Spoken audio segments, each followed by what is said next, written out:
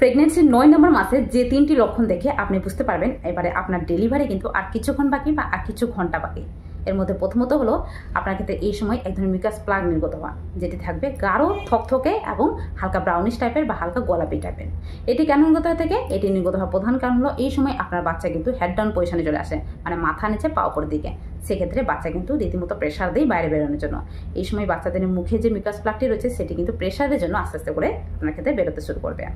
দ্বিতীয়ত হলো এই সময় আপনার ক্ষেত্রে জল ভেঙে যাওয়ার যদি লক্ষণ দেখা দিয়ে থাকে, মানে আপনার জনিপথ থেকে এক ধরনের কন্টিনিউয়াসলি ওয়াটার লিকেজ হচ্ছে, যেটির জন্য কোনো রকম প্রেশার দিতে হচ্ছে না এবং এটি কিন্তু 1 ফোঁটা 2 ফোঁটা বা এর চেয়ে একটু বেশি পরিমাণে হালকা করে নির্গত হতে থাকছে কন্টিনিউয়াসলি।